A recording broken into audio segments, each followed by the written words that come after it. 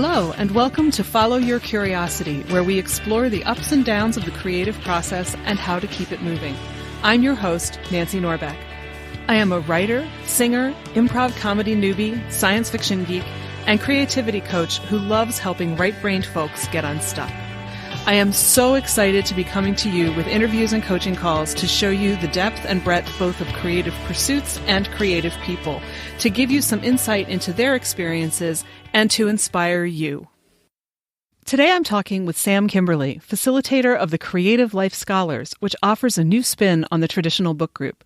Rather than reading a book and coming together at the end for a discussion, the scholars read each chapter one at a time and complete the exercises together, which makes for a richer experience and helps keep members on track and engaged, and not skipping the exercises like a lot of us, myself included, tend to do. Sam and I talk about the importance of permission, how we're educated as potential factory workers rather than creative beings, how we lose ourselves when we cut ourselves off from our creative pursuits, and so much more. She mentions quite a few books and resources, so be sure to check out the links in the show notes for all the details. Here's our conversation. Sam Kimberle, I'm so glad you're here today, and I'm so eager to hear your story. And anywhere that you would like to start. I don't know if you started out when you were a kid or if this is something that you landed on later or, it's your story. So I'll let you tell it. Awesome. Thank you so much. I'm really excited to be here too. I'll start with kind of when I found the Don't Keep Your Day Job podcast. Mm-hmm. I had been on the hamster wheel of education for a really long time. I have a master's degree. I have a lot of education in my past, and I, was doing all the things that you're supposed to do and fitting very well into the square. Mm-hmm. And into the box, how they, the metaphor. Yeah. So then I was doing really well. I was running a nonprofit, and it just wasn't, I was becoming really burnt out. Mm-hmm. And I felt like it wasn't resonating with me the way that it should. And I found Kathy's podcast one night when I was by myself. My husband was out of town for work, and I was just looking for a podcast to listen to. It was one evening, and I found Don't Keep Your Day Job. And I listened to Kathy talk about doing your life's work. And it resonated so deeply with me that I just couldn't go back. I started binge listening to it. Mm-hmm. And I just felt like I had an awakening. I went out to Walgreens in the middle of the night and bought a bunch of stuff to make a vision board. And it was like 11 o'clock. I went nuts. I just went completely when you have that kind of awakening moment, that's just it gives you the permission to be I don't have to be here anymore. I don't have to be struggling with my life. I don't have to be resisting this. Mm-hmm. When you have that moment, it's you just want to start living your new life immediately. You want to figure out what it is. You want to figure out what your thing is so that you can just start doing it. Right. So that's what I started to do. I at that time, she was really publicizing. So this was back in January of 2019. So mm-hmm. It's been over a year. And at that time, she was really pushing these local meetup groups. And so I found the local meetup group for me, and I joined them. And it was a huge step for me. Mm-hmm. Because I started to really develop a creative community. Mm-hmm. And they helped me really dig into what I wanted to do next. And the first thing I thought about was what I'm good at, right? Because mm-hmm. It's an easy place to start. And I've always been good at writing. So I thought, maybe I'll start a blog. Mm-hmm. So I started to go down that path, and it just didn't resonate with me at all. And it just wasn't clicking the way that I thought it would. Okay. So I even spent the money on the website. I started to develop it. It just wasn't going anywhere. So I thought again, right? So you go back to the drawing board and you just think more. And the advice was given to me to think about what I loved in childhood. Mm-hmm. What was I good at? What did I love in childhood? And I was reminded of the fact that I love polymer clay. And I hadn't touched clay in years, but I've always loved clay. So I, now knowing and understanding to follow my curiosity, which is so important, I think, in living a creative life, is having that curiosity and following it and respecting it and understanding it. I allowed myself to go and buy some clay and just start playing.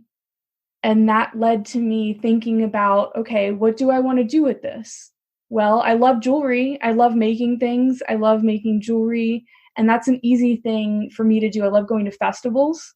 So why not go to a bunch of festivals in the summertime and just learn and see what it's like, see how it feels, try it on, have the bravery to try something new, right?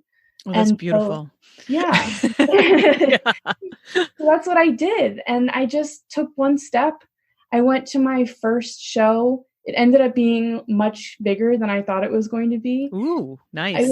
But I signed up for it thinking, oh, this is going to be pretty small. It's at a school. I don't even know where the school is. Like, I've never heard of it. It's not going to be that big of a deal. Ended up having like probably over 100 vendors at this fair. It was huge. Wow. And I had no idea what I was doing. It was my first event. And I was lucky to have the experience at my very first vendor event where someone came over to my table. And I still think about her every single time that I think about these things when I first started my business. She came over to my table and she said, I get it. I love this. I want to buy everything on your table. I love it. And she was a stranger. Right. And she bought something from me. But that moment when you make something that someone they understand it so deeply, they love what you're doing, and you're adding value to their lives by making your art, it is just the most powerful experience. And I became kind of, I've chased it. I love making jewelry that makes women feel beautiful. I love making pieces of art that add value to people's lives.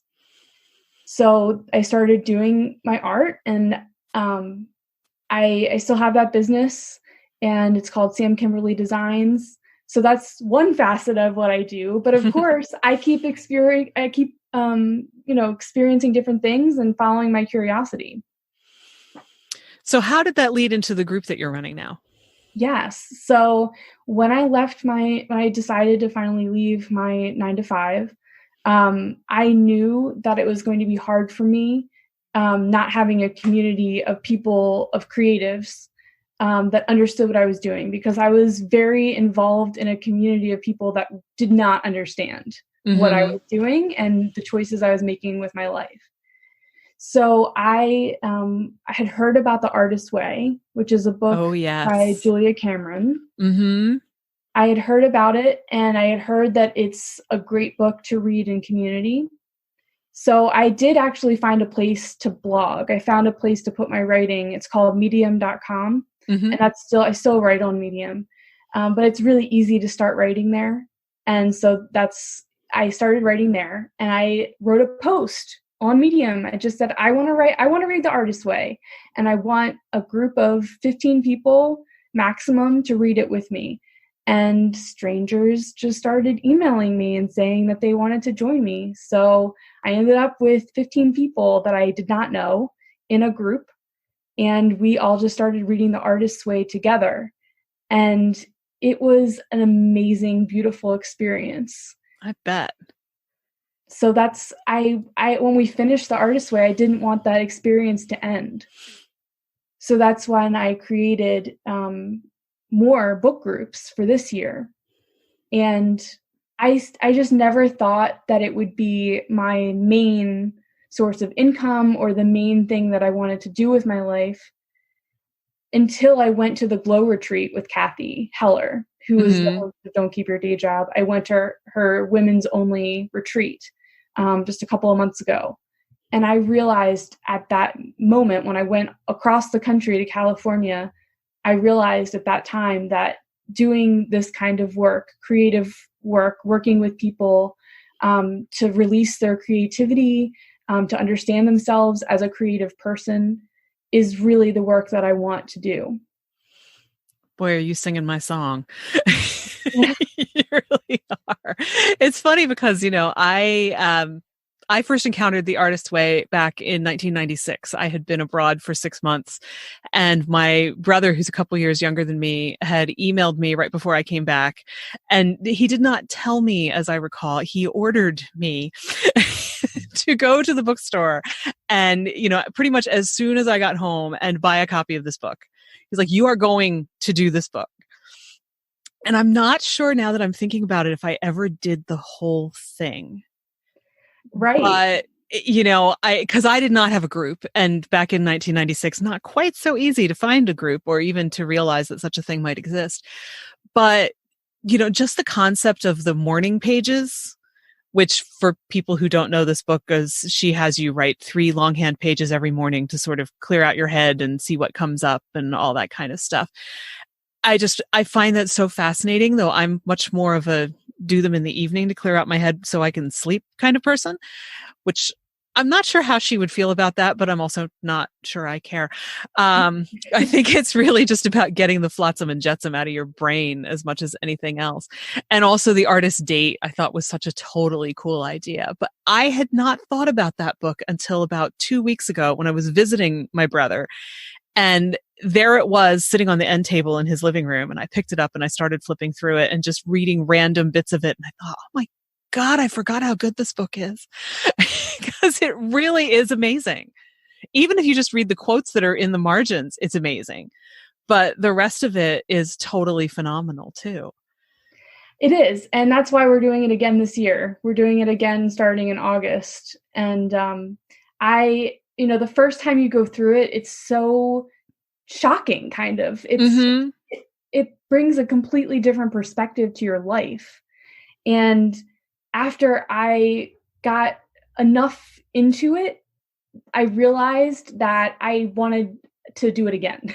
I was like, I could do it. I can engage more here. I could do more here. I can really stretch myself next time to do this. Mm-hmm. And a lot of the people that I did it with felt the same way.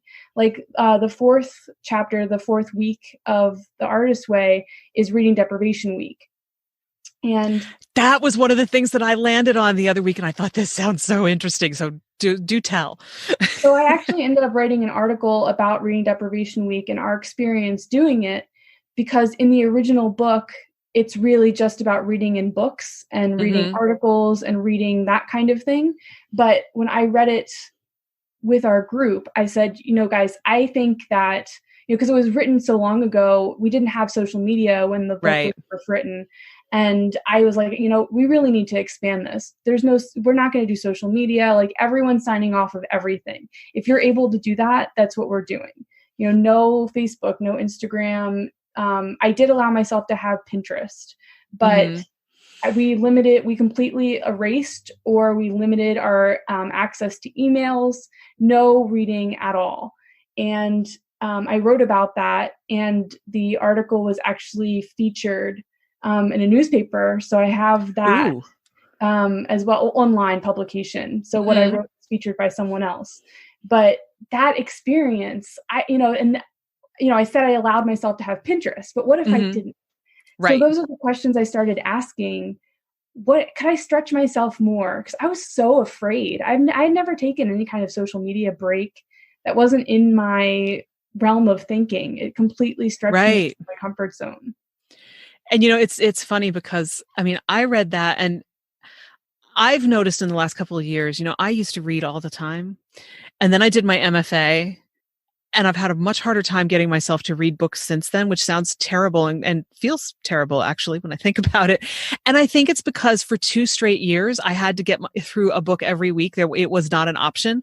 It was like, I'm going to fall behind and or fail out, to the extent that you can fail from Goddard, though you can fail from Goddard, if I don't get this stuff done. So I have to just be inhaling books all the time. I read a ton of news and stuff like that now, and other things that I find that are interesting online, but to sit down and read a book, I find so much more challenging. And part of it, I think, is that everybody's attention span is fractured by looking at screens all the time.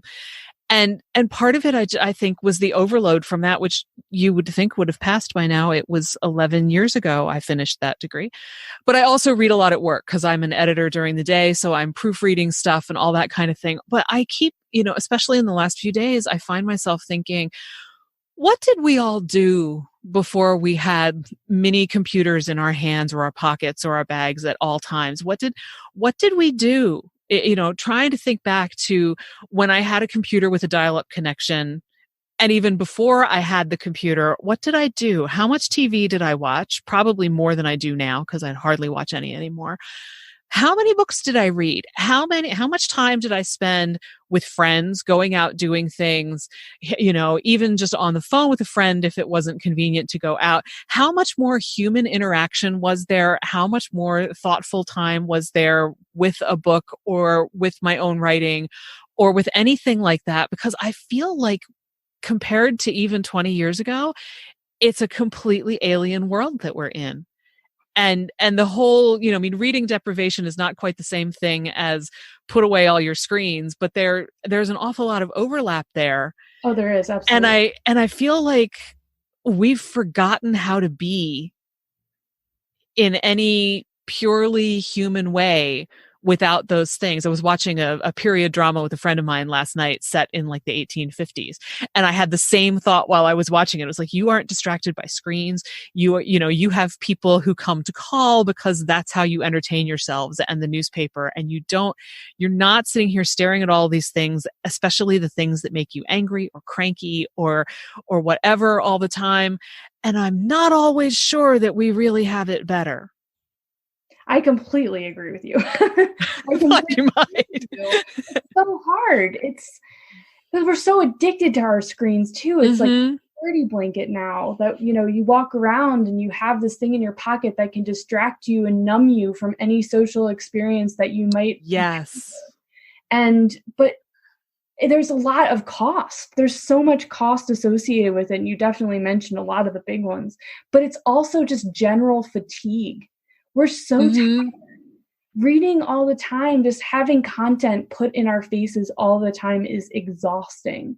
And I felt that just taking a couple of days off of it, you get energy from not having to make the decisions to click on Facebook. Am I going to look at my Facebook first? Am I going to look at my Instagram next? What am I going to, all of these micro decisions that we're making all the time. What am I going to read next? What am I going to ingest next? And if you just eliminate some of that, it really helps. Yeah. And with the decisions, there is this phenomenon known as decision fatigue. And once I read about it, it was like, oh, I know what this is. And it's not even just the social media stuff and the reading. I mean, it's everything, especially, if you've got kids to take care of, if you have a house to take care of, it's, anything that comes up like that. What am I going to do about this? Oh, look, now I have a flat tire. What am I going to do about that? And when you make the decision makes a difference, and how many you've made, your brain is just not wired for all of this. And then with social media, so much of it is programmed to get a reaction out of you too. So it's like you've got that constant adrenaline burst going, and I will admit that I recently deleted Twitter off of my iPad and my phone because I was like, this is making me crazy. This is making me want to do things that I really don't want to do and don't want to be. And I got to take a break from this for a while because I can't deal with all the crazy. And I do think that they bring out the crazy intentionally or otherwise. So yeah, I think that whole reading deprivation thing and social media deprivation, and how about just go out and have an actual social life with real people? I know. Rather than this fake thing on the screen that we think is real, but really isn't. Right. And we have a lot of conversations about that too, because my community is virtual. There's a huge benefit to that, that we are able to connect with people all over the world. I have people in my community, which I now call creative life scholars. I have people in my community all over the world. They're in Canada, they're in the UK, they're in Belgium, they're everywhere, which is fantastic because we get all these different perspectives. Right. But then we don't have a lot of connections with the people that are actually like next door or Mhm. down the street. We don't have those same kinds of connections. We were just talking about that, and I think it's interesting. Yeah, there's something I don't know if it's the convenience of what's on the screen or if we're all just secret introverts, whether we already knew it or not, and it's so much easier to hide behind a screen. Though as I'm saying this, I'm remembering back when I was in undergrad, which was 30 years ago. Um, I remember encountering the first thing that I ever found that was kind of like instant messenger. And even then, because I could see how drawn I was to the novelty of it, I remember thinking there's going to come a day when all we do is stay in one little room and all of our interactions are going to be on a screen and we won't remember how to be people anymore. And now that we're talking about all of this, I'm thinking, how close are we to that? It's not quite the little cubicle farm that I had in my head at that time. It looks more like real life, but it's not. I think we're way closer to that than we think. And I think social interaction is a huge part of being creative. It's a huge part of being a full human being. How can you be creative if you're not a whole human being? I completely agree. And I've been experimenting with this. I've been thinking about it. I've been thinking how I can bring what we're doing into real life and what we're doing into, a more organic way of communicating. And so I've come up with so far, I do want to do more speaking engagements in real life and have potentially doing some meetups. But also I'm doing a retreat, and it's a women's only retreat in May. Cool. So I'm really excited about that. Are you going to tell people they can't bring their phones? So it's actually it's in Western Maryland at Deep Creek Lake, and there isn't really great reception there. Oh, so it takes care of itself. So someone asked me, they're like, "Are we going to have reception?" I was like, what do you want the answer to me? Because if you don't want reception, you definitely don't have to communicate with anyone. That's how I want it to be. I want it to be a really intimate. It's a women's only writing retreat where we're going to be really digging into our stories and using writing as a tool to really understand ourselves better and tell our stories in a meaningful way. And we're going to connect with the environment because it's so beautiful there and just have a really beautiful, intimate experience. So I'm really looking forward to that. Meeting people. There are a couple of people from the group that are going to be there. And we do have a couple of spots still open, but they're closing quickly. And that's another thing. People are spending more money and more time and resources on experiences. Yes. That's a huge thing right now because they want connection. People want to get out into the world. It's a real challenge. Yeah. And I think we've realized, because I know I've read a whole bunch of articles in the last couple of years about how we value experiences more than things. And I think a lot of us are realizing, I have enough things. If I really need something, I'll go get it. But, I frustrate my parents every year at Christmas because I say, I don't really need anything. Give me some money to go do something spontaneous and fun. Yes. And they feel like they're just throwing money at me. And I'm like, no, this is something I might not get to do otherwise, whether it's go to a Doctor Who convention or go to a retreat or, whatever. And I think there's so much value in that because, it's kind of like, obviously I haven't got to the end of my life yet, at least as far as I'm aware. I hope not. But I cannot imagine coming to that moment and saying, boy, I wish I had more things. Right. I wish I'd spent more money on stuff. I don't think anybody really does that. I think, you get to that point and it's the things that you did and that you experienced that you're grateful for. Right. I mean, I've had the experience of having to go through a loved one's home who's passed and all of their stuff that they've left behind. And anyone that's had that experience, I mean, I watched my good friends go through it too with a whole house full of stuff. I mean, most recently for me, it was just a condo. But just having to go through someone's possessions and dispose of them, because that's what ends up happening. You take what you want and what you can, but then you dispose of a lot of it. So what are we really left with? We're left with our experiences and all the stuff that we have and all the clutter that's all around us, it just means nothing in the end. Yeah. And it's hard for your loved ones. It is. It's hard for everyone. And if you ever have to move, it's difficult then too. But, I feel like And, I'll be curious to hear what you think about this, though I sort of have a feeling I already know, but I feel like human beings have this amazing tendency to get addicted to the things that we really don't need or don't care about, but somehow we think we do. And I think a decent chunk of it is the massive consumer culture that we live in, and the fact that things like Facebook and Twitter, Facebook in particular, from what I recall having read, but all of it is designed to literally like get you addicted to the biochemical hits that you get when you look at it. And it's so easy to get hung up on all of that stuff and forget that what you really want to be doing is painting because you've always loved it, or, building stuff out of Lego like you did when you were a kid, or writing the book that you wanted to write, or learning to play the guitar or the harmonica or the piano or whatever because you love making music. I feel like we forget how much we love those things because it's so easy to be distracted by all the other stuff. And I'm just fascinated when I stop and think about how quickly human beings seem to just fall into that trap. I do it as much as anybody else. And, it just astonishes me. It blows my mind. I think it's a lot of it, for me anyway, has to do with the fact that I feel like we've been fed the message, you are not enough. Yes. It comes from there. And you're not enough.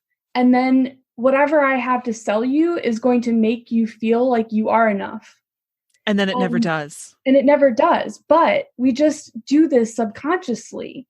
And we constantly are, okay, well, that thing didn't work. I'm going to find the next thing. And that next thing, that one more shirt, that one more dress, that one more whatever is really going to make me feel like I'm enough. Yeah. And we overdo it. We just keep going. Mm-hmm. And that's why I feel like addressing money mindset and our relationship to money is so important in being a creative too, and living a creative life, because those things become blocks. When you buy too much and you have too much in your house, it's distracting and it doesn't allow you to be as creative as you can be.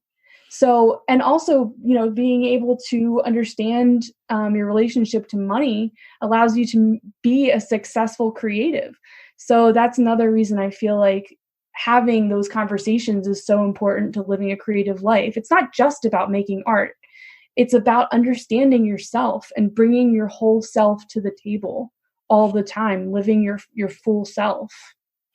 Yeah. And I love that you're saying it's not just about art. I mean, that's part of why I do this podcast, and it's part of why I've interviewed a mathematician and a software engineer who also is a musician. And one of my favorite interviews is with my friend, the barber, who cuts hair all day and makes music every night, in all sorts of different contexts, because, I feel like we try to define creative as this art only thing, and it's not. I wanted to talk to Robert Smith because I wanted to know what's creative about math, because I will freely admit I am not a mathematician. I am not a math brain. I could do it, but to me, it was this purely left-brained thing. So I sit there going, what the heck is creative about that? Please tell me, because I know there must be something. And, there is something creative to almost anything. Anything where you have to solve a problem requires some kind of creative thinking. And I think part of the issue is just that we define creativity out of ourselves. We say, oh, no, I'm not creative. Like, I'm sorry, are you breathing? Then you're creative. Whether you call it that or not, you are. And maybe, live it up and own it, and stop putting this creative thing on this pedestal that you think you can't ever reach, because you absolutely can. And you do it every day. You did it all the time as a kid. Everybody did. And then we forget how, because we buy this myth that, oh, well, you're not creative. That's for these other people. It's a lot of, how we were educated too, and what our parents thought. And when I was reading Kathy Heller's book, the host of Don't Keep Your Day Job, she talks about education, and it just completely blew my mind when she said that the education system is really developed for factory workers. Yep. It's meant to make you into a factory worker. A good little assembly line worker. Yep. Yes. And when I read that, it just blew my mind. It completely changed my perspective. I've spent so much time in school, and It's just really fascinating to me to understand that and to really dig deep into that and understand my experience in school from that perspective. Yeah. And in fairness, it is changing, but it's changing fairly slowly. So, I mean, you still have plenty of the people who can't deal with anything that isn't students in neat rows raising their hand to answer your question, and that's it, move on. And in fact, I used to teach kids from around the world, predominantly Asia, and we had trouble, sometimes I had kids who wouldn't even look at me because you're not allowed to make eye contact with your teacher in Asia, or at least in certain countries in Asia. And it's like, questioning the teacher is a sign of disrespect for the teacher. So you're never allowed to do that.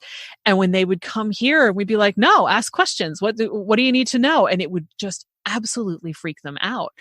And I think that's probably starting to change too. It's 10 years since I've done that. And I know that, China in particular has been concerned about their ability to develop new things rather than just to recreate what other people have done. So I hope that it's changed there too, because I feel like, it does. It's more than a factory worker. It's you're becoming that moving part that doesn't have to do anything but just keep moving the other part that makes the machine go. And that's not human. It's such a vital part of who we all are. And if we try to turn it off, it makes us miserable.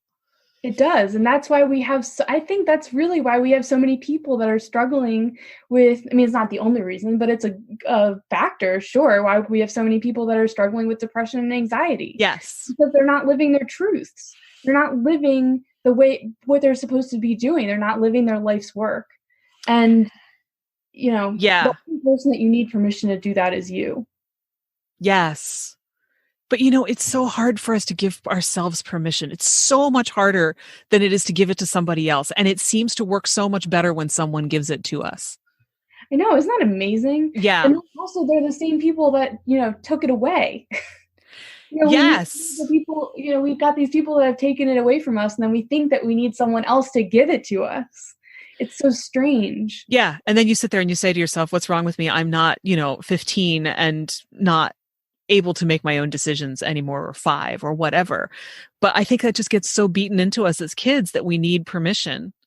And then for a lot of us, the whole work environment is basically a glorified parent-child relationship. And so we feel like we need permission to do whatever it is that we want to do there, even if it should be obvious that we should be allowed to make that decision ourselves or whatever. And it just gets reinforced all the time.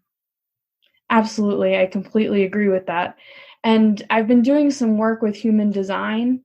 I'm not an expert in it, but I don't know if you have any experience with it. It's kind of like Myers-Briggs, just like, Enneagram or any of those. Okay. Any of those tests that you take. But I really resonate with human design. And I found out recently that I'm a manifester in human design. And basically it's my nature to not I'm a visionary. I like to express myself. I like to have these big ideas and these big concepts, and I like to inform people of them, and I don't like people limiting me and my ideas. And that's what I'm supposed to be. That's how I'm meant to be. That's how I'm meant to show up in the world. Mm-hmm. So when I had that kind of experience where I felt like I was limited and I wasn't showing up the way that I felt like I was meant to show up in the world. Yeah. I couldn't do that anymore. I just couldn't do it. Once you find out that, because that's like a huge form of permission, right? I took this test and it says this about me and I'm not crazy and this is what I'm supposed to do.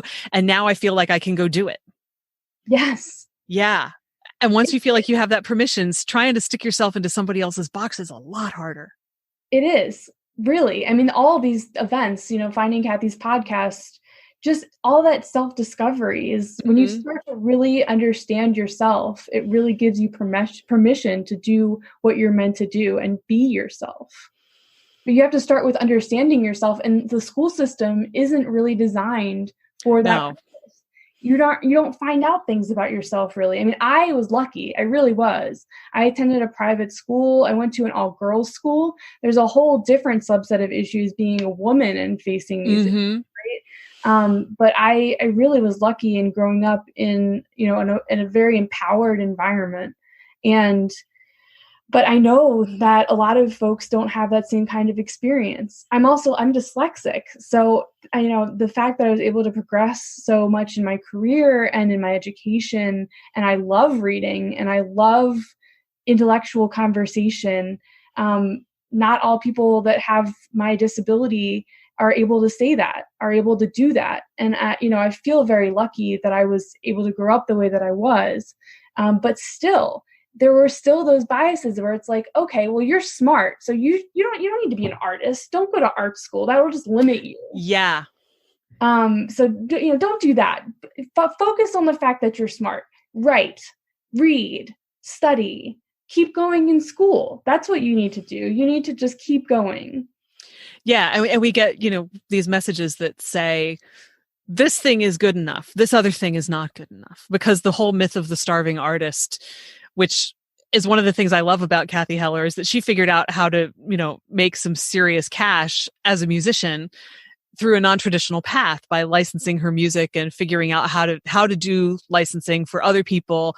And here she is. And now she's so excited about what she's done that she wants everybody else to go do the same thing, which is how the podcast started. But it's like, yeah, if you're going to live in your little garret and you're just going to paint all day and never see another human being and never do anything else, you probably aren't going to sell many paintings because no one will know who you are, and you will starve to death in all likelihood. But that doesn't mean that that's the only way to do this. And I feel like this all gets back into something you said a couple minutes ago about how we have these huge rates of things like depression and anxiety. There's a Brene Brown quote that I'm not even going to try to replicate because I know I'll butcher it, but she basically says, unused creativity doesn't fade away. It metastasizes into all of these other things because we're not doing the stuff that we're really here to do. And I feel like, all of these messages that we get, and I don't want to put undue blame on schools because I've been a teacher and I know that teachers love to foster creativity in kids, but especially in a public school system where you have all of the testing standards and everything to meet, it can be really difficult to do that, especially if you've got 30 kids in a room and they're all into different things. There are reasonable limits on that, and parents often don't know how to do it. And so the kid is just kind of sitting here going, or parents will say, that's not important. Your math score is more important because you have to get into Harvard, And then you lose all of these things. And I also feel like I need to be super clear that this does not mean that creativity cures depression and anxiety. It just can help to ward it off, because anything that you do that's not, letting you be yourself in any vein is likely to land you there. But yeah, I feel like we put all of these limitations on each other that are just based in nonsense. I completely agree. It's really hard. It's, the education system is really challenging. I have some experience and background in that as well. And it is a huge challenge to educate all the people in this country. Mm-hmm. I can't imagine what it is to be a teacher right now. I know it's challenging. I have friends that are teachers, and I respect what they do. And it's really difficult. It's really It's a challenge. But I think in hindsight, we can see now what they were telling us, right? And we can learn from that. And I hope that they are, because for example, my husband got the advice: get a degree in anything, and you'll be fine. Anything that narrows it down for me. Thanks heaps, guys. Right. Get a college degree in anything and you're going to be just fine. And thank goodness he is. But but that advice is just, we got some very interesting advice growing up. And it's all well-meaning, but that doesn't mean that it's any good. Right. Which is why it's even more important to give yourself the permission to go do the things that everybody else told you shouldn't do. But yeah. So I'm curious to know, since you started your Creative Scholars group, what surprised you that's come out of that group? People have been so empowered to make huge changes in their lives. First of all, I was surprised that anyone signed up for the Artist Way group.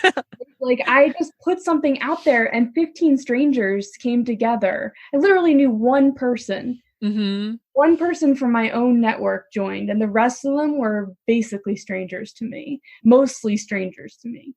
And so that was really surprising that there was this interest in joining this community. People are starving for opportunities to be really heard and seen and feel like they are a member of a community. We're losing that. We're losing, as we're scrolling on social media, we're losing the social aspect of social media, because just scrolling is not social. That's not interaction. Yeah. It's so ironic that we call it that when that's really not what it is. Right. So, I think that has really surprised me, that people have just made huge changes in their lives, changed jobs, changed homes, changed relationships with their partners, changed all sorts of things as a result of the work that we're doing together. I mean, I am the facilitator. I organize all of this. I put the books together with their input, but I'm doing it with them. I'm just as much doing it as I am facilitating the experience. So I think it's just been really powerful to see how people are transforming from actually taking the time to do the books. So that people buy these personal development books and they get halfway, binge listen to them. They don't do any of the activities or the suggested remedies for whatever they're going through. They just listen. They think, oh, that's a good idea. And then they put the book back on the shelf, or they just keep listening to the audiobook and they just forget about it. We go through the books chapter by chapter. Each week is one chapter. So you're just focusing on one chapter each week. It's very slow and really taking it in. We're integrating these books into our lives. So it's not just that experience of showing up at the end of the month and you have to read a book and be done with it. Right. It is an integrative learning experience. We're really taking these in. And we're supporting each other. I sign partners every week, so it's not just the group meetings. It's really, you talk one-on-one with people. I'm constantly talking one-on-one with people and really learning about them and their lives and their struggles. It's not just, the artist way is not just about the creative process. It's so much deeper. It's getting into your childhood. I know so much about these people that have done this with me. We've become so close. As friends. So it's way beyond just this online interaction. We've really become involved in each other's lives. And it's beautiful. It's beautiful to watch and see what's happened. I think you've hit on something that's so totally important. And I was nodding my head while you were talking because I know I've done it, which is the whole, I'm going to read the book and I'm going to read the exercise and I'm going to say, gee, that sounds really interesting. And then I'm going to turn the next page and I'm going to keep reading and I'm going to forget all about that interesting exercise because it sounds really interesting, but I'm either really, really busy or I'm in a place where I don't have the notebook right now. And so I can't really do the exercise, or because I'm a little bit scared of the exercise. And so I'm just going to kind of pretend that it isn't there because I don't really want to do that right now. And it's like, it's so easy to do that. And then you sit there and say, wow, that was an amazing book, but your life doesn't change. You go on just the way you were before and you've missed this great opportunity. And I'm trying not to beat myself up in my head while I'm saying this because I know how many times I've done it. And, beating yourself up doesn't actually help solve anything. But yeah, I think there's magic sitting in these books that you can't access if you try to pretend for whatever reason, however intentionally or unintentionally, that it isn't there. You have to actually do the thing. You don't know where the morning pages are going to lead you if you don't ever do the morning pages. Right. And I know for me, myself, I do eventually get to the point where I'll be like, okay, you know what? I don't have the energy to write 3 pages longhand this morning or this evening or whenever it is. And as soon as you let yourself not do it once, it's so much easier to let yourself not do it again. And, and it's different when it's not the same thing every day. There's a part of me that just reaches a limit with daily things, I think, and I'm not quite sure what that's about. one-off things are easier, right? Okay, here's this exercise in this book. I'm just going to do this exercise. It's going to take me half an hour and then that one's done. But I'm wondering, has anybody else in your group run into that where it's like, oh dear God, do I have to do the morning pages again? Or I don't have an idea for an artist date this week and I'm so tired and I'm just not going to do it. I mean, how have you addressed that kind of thing with your group? Right. So that's exactly what the group is for. We have a Slack environment where we keep in touch throughout the week when we're not doing our Zoom calls. We do a weekly Zoom call. There's actually 2, and each person is only kind of suggested to come to one, but you can come to both if you want. I go to both. I run both. Right. But during the week, we have these different conversations going on about like, how are your morning pages going? And people will literally write exactly what you were just saying. Like, I am really struggling this week. I don't know how I can keep doing this. This feels so heavy to me. It feels like too much. So you're reaching out to community for that support. Oh, and then, you get responses. Can you just do one page? Can you just do one page? And addressing those things so it's really encouraged that when you're struggling, you reach out. I did it the other day. I just said, sometimes this stuff is just hard, and I wasn't that specific. I was just like, you know what, my life, it just being out there, doing what I'm doing, it's hard sometimes. And I just needed the support from people to say, yes, it is hard. I understand. And so, whether it's related to the book or not related to the book, we're all there for each other. People are moving, people are transitioning from different jobs. And sometimes they just, people need to reach out and just say, you know what, today was hard. Today is really hard. And then we have a channel where we celebrate our wins too. And they don't have to be big wins, but, we celebrate life together, whether it's the things that are hard or the big wins, the little wins, doesn't matter. We're constantly looking and reaching out to one another for that support. And that's what this community is really all about. It's a beautiful thing that we're doing.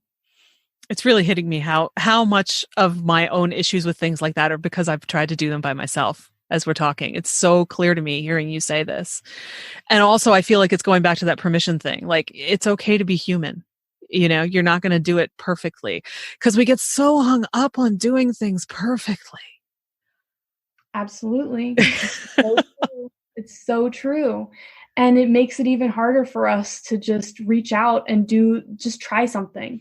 So I'm always encouraging that perspective of play and that perspective of curiosity and not making those assumptions that when you're saying it out loud and someone else hears it, they can reflect back to you that you're making an assumption about the way that you're living, the way that you're seeing something.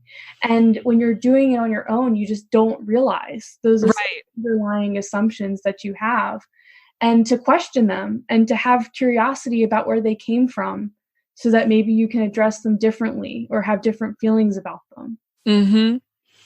And I think, that there's also, kind of what we were saying before about education, but in reverse. If you go, and I have 2 nephews who are 7 and 4. And last week I babysat one of them while he was homesick for a day, the little one. And we, he wanted to play with Legos and he wanted to watch TV, and I got him away from the TV after way too long, after my brain was oozing out my ears, because there's only so much anime that I think you have to be under 10 to understand that Nancy can take. But we started playing soccer in the kitchen. They have this little soccer ball and they do this all the time. So I was trying not to feel bad about the ball slamming into the cabinets. Whatever. But I looked at him at one point because, of course, we had the typical fight over, I scored. And he would say, no, you didn't. It hit over here. And I'd say, yes, it did. I saw it. It went the whole way along there, And at one point I just looked at him and I said, do we know who's winning? And he just looked at me with this perplexed 4-year-old face that was like, you could almost see it on his face, like, I have no idea and I don't know what to say now. And I said, do we care? Because I thought, I don't really care. Do you really care? And he just looked at me and he said, 3-3? It's like, we'll make it up. We'll make it even. It's all okay. But he really didn't care. It's about playing the game. It's not about who's winning the game. Yes, you get excited when you score, but it's about making it up and playing and having fun. And we forget how to do that because of all of the crazy school stuff and the being perfectionists. And I think so many of us are undiagnosed perfectionists, even those of us who think we're not. I didn't know I was until I did coach training and said, oh crap, that's me. You know, Yes, definitely. and I think, you know, if we could remember how to be four, and I think sometimes it takes watching someone who is four and just say, you know, the whole point of this is just to have fun with it. It's not to get hung up on who wins.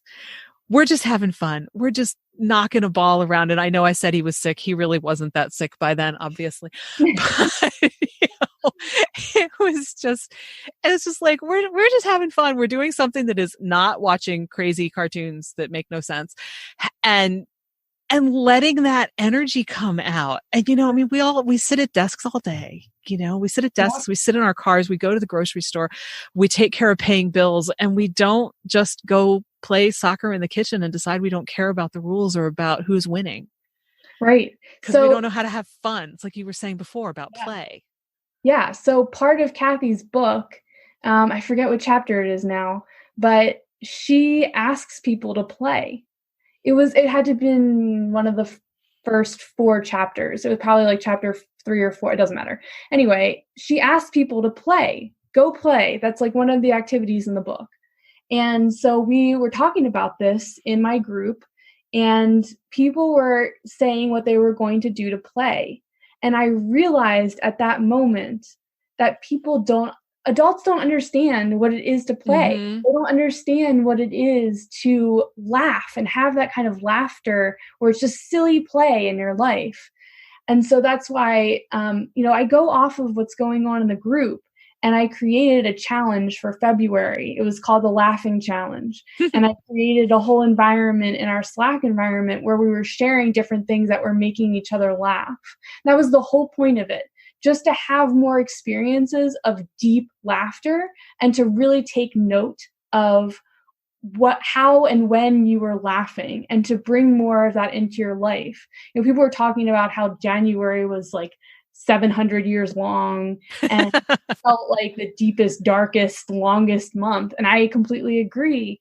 So then, you know, taking all of that in, I realized that this is what the community needed. So I'm constantly doing that. This month, I'm challenging people to declutter because I've been really working on that in my life too.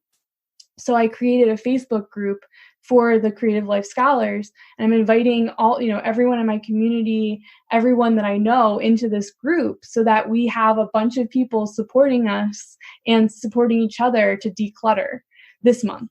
And so, you know, I'm trying to think about monthly challenges, which started really with the energy challenge. I listened to Kathy Heller's podcast, and Alex Benayan was the guest. And Alex Benayan is the author of a book called The Third Door, which I am totally obsessed with. I think he is remarkable. But he said that in his interview, this isn't actually part of the book, he just said this in his interview. If you take 30 days and you answer these 3 questions every night before you go to sleep, you will learn a lot about yourself. You will have direction and clarity. So the 3 questions are, what energized you today? What depleted you of energy? And what did you learn about yourself? Ooh. And you have to answer those 3 questions for 30 days. So we do that every 6 months. It's just a practice that I've developed now, and I invite people, whoever wants to join me, to do that. So these monthly challenges have kind of started that way, and I do these little challenges. We read the books, and then I'll ask people to do a little extra. Mm-hmm. Whoever's ready to do a little extra can do a little extra maybe that week. And it's never required, but, you know, it's just offered. And I like to offer that to people because it creates a different experience. Right. And it really makes it meaningful. It's something that you wouldn't get just reading the book on your own, for sure. That's amazing. I have to admit, I'm way behind on her podcast, but I'm going to go back and find that one now. So he's actually twice on her podcast. There's a more recent interview with him, but this was the first one. So this was months ago. I don't even know how many months at this point. But it is a really fantastic episode, and he is remarkable. Are you familiar with him? No.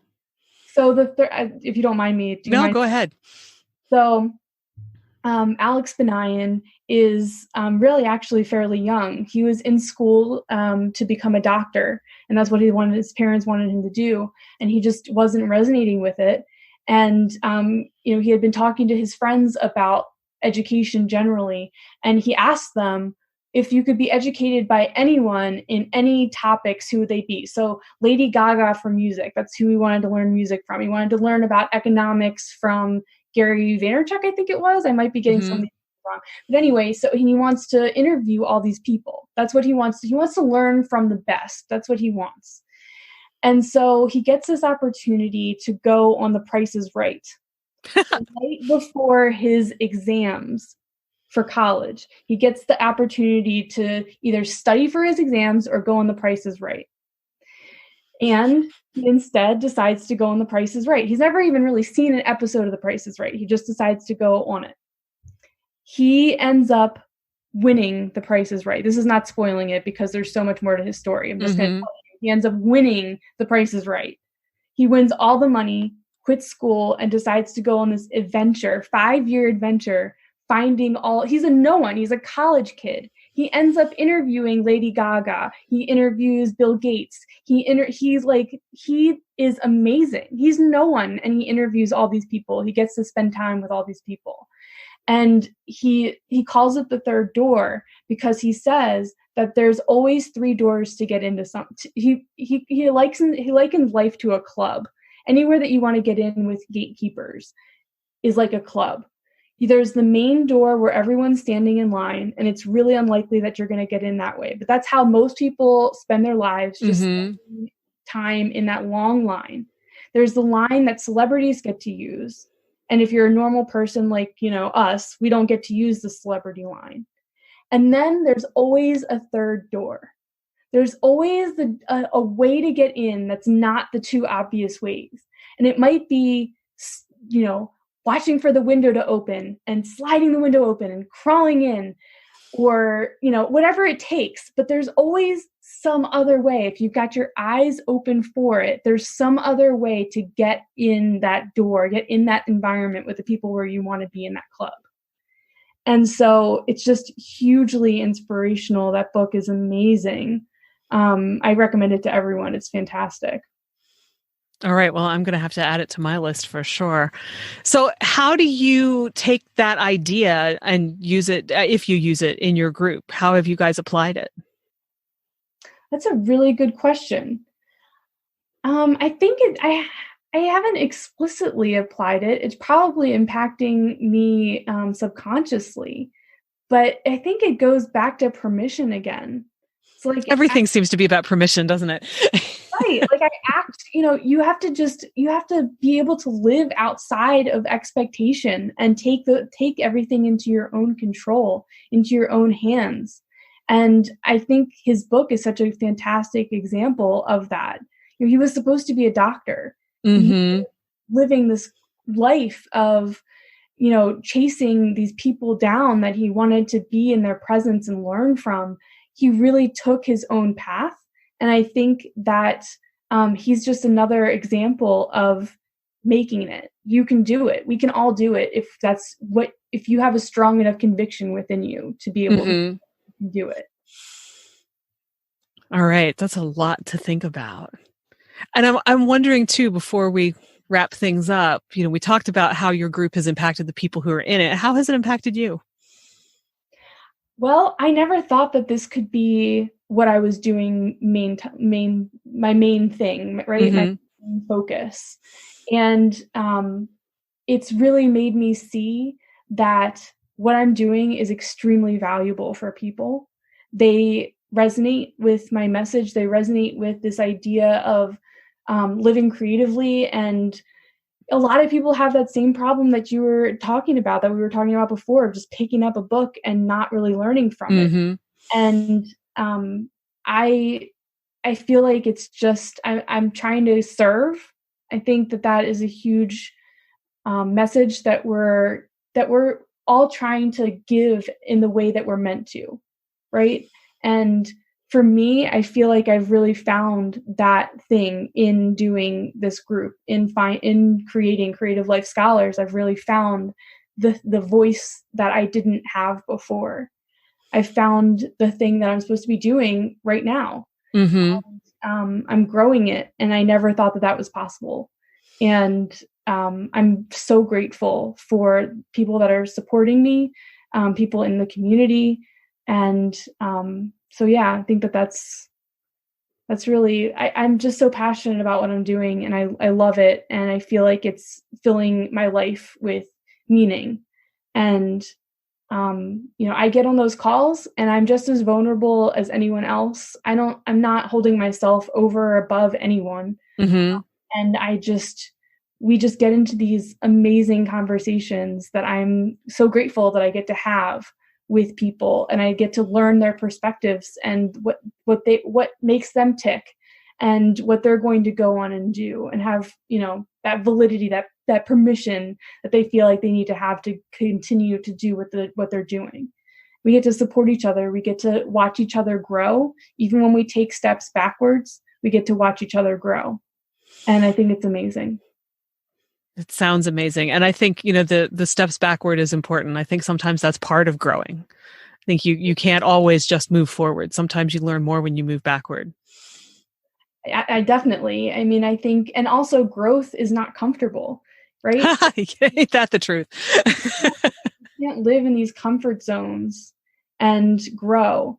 And so if we're going to be uncomfortable and we're going to be, facing all these difficulties, isn't it so much better to have people around you to support you? I think that's basically the whole premise of what I'm doing. And you talked about that at the beginning, how you did not originally have that kind of community, and how having it makes such a big difference. And I think that's true. The people that I talk to, I've talked to people who were not supported by their friends or their families or whatever with whatever it is that they're doing now, at least at first. And I've talked to people who were, and the difference that it makes for the people who were is immense, is absolutely immense, because they don't have to struggle against what everybody else is telling them. They don't have all these ideas programmed in their head, or they're not programmed in as deeply because they're not hearing them over and over again from people who just keep saying, no, you can't do that. You shouldn't do this. You shouldn't be that. You shouldn't, whatever. It's huge. So it absolutely follows that if you can create your own community or join an existing community that's going to help you with that, you're going to get a lot more out of it, and you'll progress a whole lot faster. Absolutely. And you just reminded me, I just finished reading Big Magic by Elizabeth Gilbert. Oh, I love that book. It's so sometimes so good. But she talks, am I allowed to use curse words? Sure.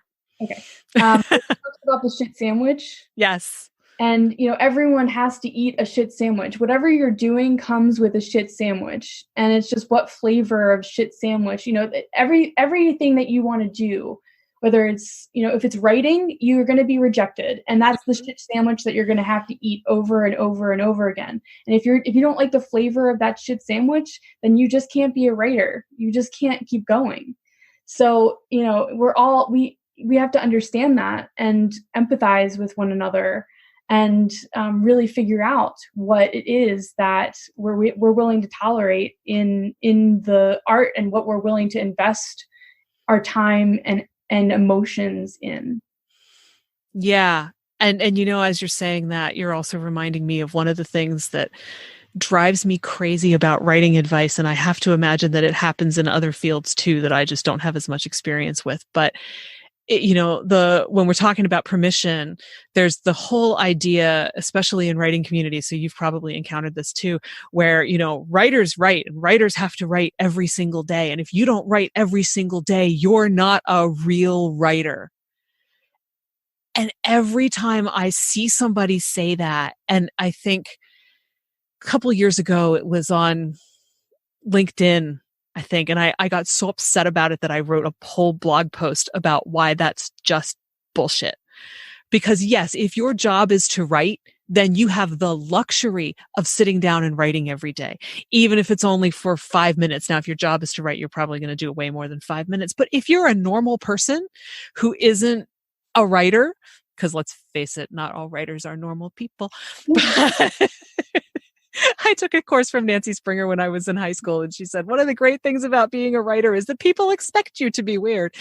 But, if you have a day job and have to go to the gym, have to take care of your kids, have to go to the grocery store, have to, clean the house, all of that, there are going to be days when you just can't write, because there's no time. And the people who make you think that you have to stay up and write drivel because you are too tired to write something coherent, or get up at 4:00 in the morning so that you have even less energy the next day when you get home, or whatever, because then you are not a real writer, make me want to scream and throw things. If you write, you're a writer. It doesn't matter. You don't have to reach somebody else's yardstick. You only have to get to your own. And ideally, you want to write more often than you don't write, but you squeeze it in when you can. It might be 5 minutes today and 2 hours tomorrow, but that's fine. It's better than, if you're going for 6 months without writing anything, or 3 years, you might want to rethink what you're doing. But if you manage to write a couple times a week for 10 minutes, you're a writer. Yes. I don't care if it's good. I don't care if it makes sense. But if you've done it and you've put words on a page, you're a writer. And the whole judgmental, superior hierarchy making thing that people do is so incredibly destructive, and people believe it and take it seriously. And it does ruin them. It lands them in that space where they feel like they don't have permission and they can't do it their way and they're not good enough, and just compounds the whole thing. So I can't remember now how I got onto that, but it is, as you can tell, a bugaboo of mine. It really does drive me nuts. Like, no, live and let live. Do your thing your way. Let other people do their thing their way. And it doesn't matter. It's playing kitchen soccer with the kid. Do we know who's winning? Do we care that we don't know who's winning? Are we having fun? That's the point. We're having fun. We're trying something. We're learning something. Who cares about the rest? I completely agree. Couldn't agree with you more. Somehow I had a feeling you would. Is there any other advice or anything else that you've learned from running this group that you would like to share with listeners before we go? Well, I think that just follow your curiosity. I mean, I think that's been a theme in my whole thing that I've said here in my life. And I just, like I said, I never thought that this was going to be my main thing that I was doing with my life. And it's really been pretty recent that I've been able to really expand that and see now how it can be. And I'm still really in the beginning phases of it. Yes, I do have this book group that's kind of good. It's not a club, it's really a book group that's going on for the entire year, different ones. And I still do have some availability in the upcoming groups. But it really started with curiosity and allowing myself to just do this for fun and not have any pressure. There was no pressure to do this. It was just something that I wanted to do for myself and then ultimately from the community. And I think that when you're listening to the people and seeing the people that, you're serving and you're providing services for, or you're providing anything for, and you really listen to them and take everything that they give to you into consideration and process it and come out with something that you feel like will resonate. And even if it's not making money, it's not making money. Take the pressure off of yourself. That way sometimes is a good thing too. But I just followed my curiosity to get here.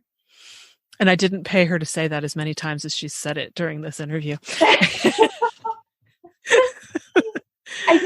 It's so important to the creative process. It really is. And that's why the podcast and the businesses are called what they're called. Because I really think if you, like you said, if you follow what you're interested in, you're going to land somewhere. And I just want to underline the point about lowering the pressure, because I think that's super important too. Pressure just gets in the way. It doesn't help. Pressure and expectations can wreck something before they even get started. Right. You don't have to monetize everything. No. Right. So I'm a poet. And right now, like at one point I thought that was going to be something that was going to be more central in my life. And maybe in the future it will be. But right now, my poetry is just for me. It's just, I put it out there. into the world, but I'm not publishing it in a book. I'm not it's just fun. It's something that I do. It's something that I bring to the world just because I like to make the art of poetry. And I sculpt things for myself. I do all sorts of things that are just for me because I want to. And I think that is really important to do as an artist. And that's a good enough reason to do them too. Yes. I think a lot of us think that it's not, but it really is. I want to because I enjoy it is all the reason you really need. Yeah. All right. Well, so go forth and do something you really want to do just because you did want to do it is the lesson from today, among many, many others. Thank you so much. This has been a fabulous conversation. This was wonderful. I love it. Thank you so much for having me. You're so welcome. That's it for this week. Thanks so much to Sam Kimberle for joining me and to you for listening. If you enjoyed this episode, please do leave a review. I really appreciate it. Thanks. You can find show notes, the 6 creative beliefs that are screwing you up, and more at fycuriosity.com. I'd also love for you to join the conversation on Instagram. You'll find me at fycuriosity. Follow Your Curiosity is produced by me, Nancy Norbeck, with music by Joseph McDade. If you like Follow Your Curiosity, please subscribe, rate, and review on Apple Podcasts or wherever you get your podcasts. And don't forget to tell your friends. It really helps me reach new listeners. See you next time.